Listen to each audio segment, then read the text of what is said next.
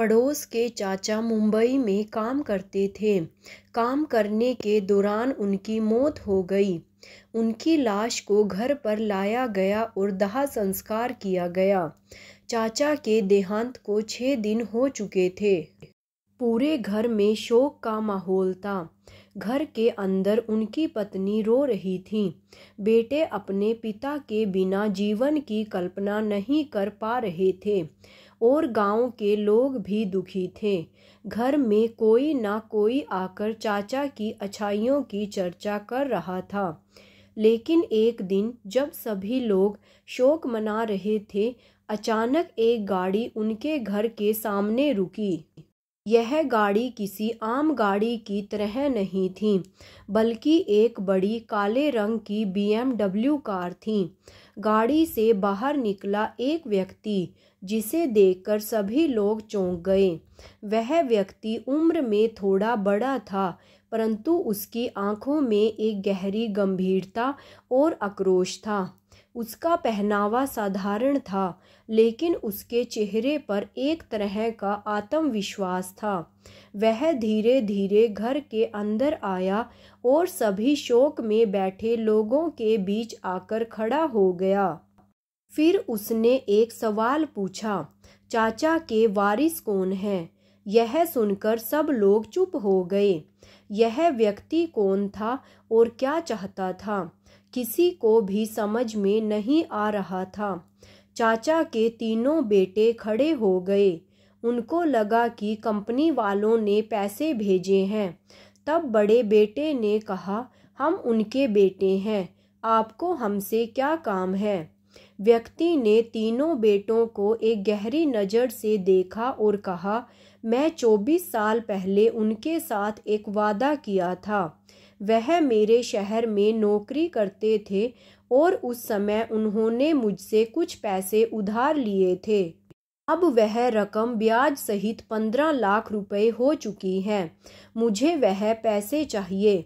यह सुनकर चाचा के तीनों बेटे का आशा टूट गया और शोक सभा में हलचल मच गई।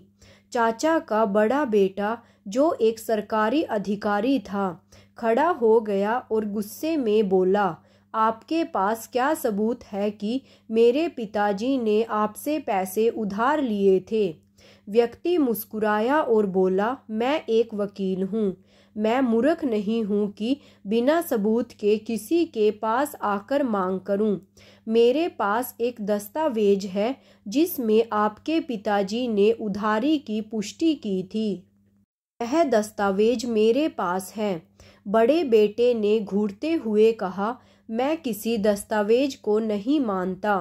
मेरे पिताजी के निधन के तुरंत बाद आपका अचानक आ जाना, यह सब धोखा लगता है। अगर मेरे पिताजी ने पैसे लिए भी थे तो वह उधारी खत्म हो चुकी है। मैं आपको साफ इनकार करता हूँ।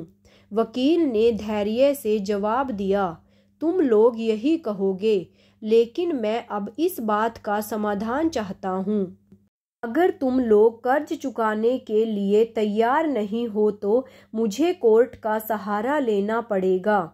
चाचा का दूसरा बेटा, जो ठेकेदार था और जो बड़े बड़े बिल्डिंग प्रोजेक्ट्स में काम करता था, खड़ा हो गया और बोला, अगर पैसे चाहिए थे तो पिताजी के जीवित रहते ही आते। हमें कभी नहीं बताया कि पिताजी पर कोई कर्ज है। हम इस समय तुम्हारे खिलाफ खड़े हैं। वकील ने गंभीरता से कहा, मैंने इस समय तक इंतजार किया क्योंकि मुझे पता था कि वह कर्ज चुकाना नहीं चाहते थे। अब मैं यहाँ यह मांग करने आया हूँ कि आप लोग उनके कर्ज को चुकाएं, वरना मैं कोर्ट का दरवाजा खटखटाऊंगा। अब कमरे में सन्नाटा छा गया। चाचा के तीनों बेटे चुपचाप खड़े थे, लेकिन कोई भी निर्णय लेने की हिम्मत नहीं कर पा रहा था। तभी चाचा का सबसे छोटा बेटा राजीव, जो हमेशा सादगी से रहता था, खड़ा हुआ। उसकी आंखों में एक दृढ़ता थी।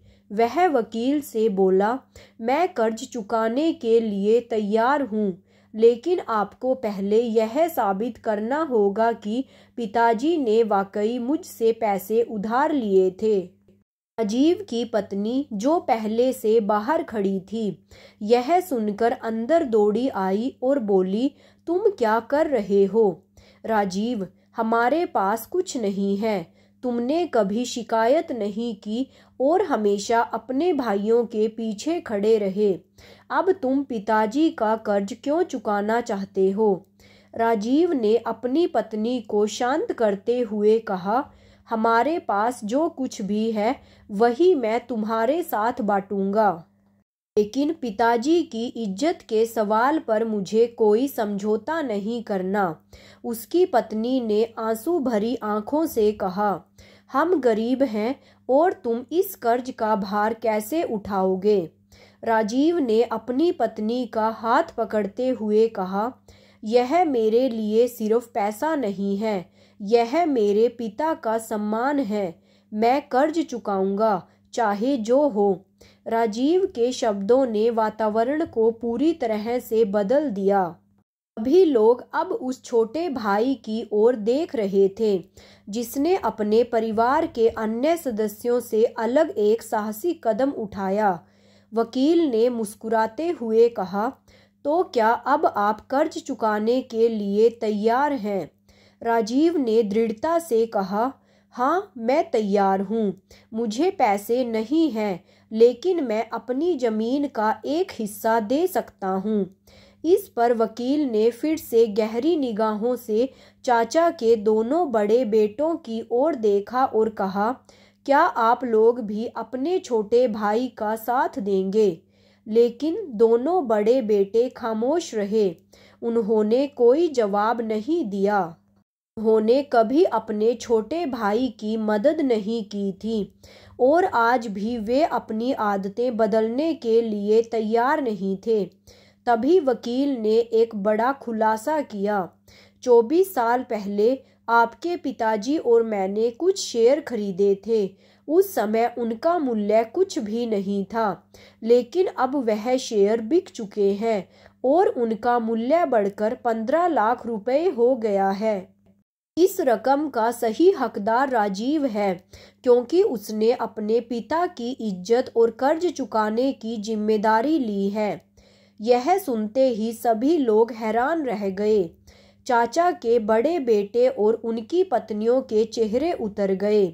उन्हें अब समझ में आया कि राजीव ने क्या किया था, जबकि वे खुद सिर्फ संपत्ति के बारे में सोचते रहे थे। वकील के इशारे पर उसके आदमी 2 बड़े सूटकेस लेकर आए और उन्हें राजीव को सौंप दिया। राजीव ने सूटकेस खोलते ही देखा कि उसमें 15 लाख रुपए थे। यह रुपए उसके हाथ में थे, लेकिन अब वह केवल पैसे का मालिक नहीं था, उसने अपने पिता की इज्जत को बचाने का काम किया था। उसकी पत्नी ने उसे गले लगाते हुए कहा, आज मुझे यह समझ में आया कि ईमानदारी का रास्ता कठिन होता है, लेकिन एक दिन इसका फल जरूर मिलता है। राजीव ने सूटकेस को उठाया और घर के अंदर जाकर अपनी पत्नी के साथ बैठ गया। उसकी पत्नी ने कहा, तुमने हमें दिखा दिया कि सच्चाई और मेहनत ही सबसे बड़ी संपत्ति होती है। वहीं चाचा के दोनों बड़े बेटे अब शर्मिंदगी में डूबे हुए थे। राजीव ने केवल अपना कर्तव्य निभाया था और इसने सबको यह सिखाया कि सच्चाई कभी हारती नहीं।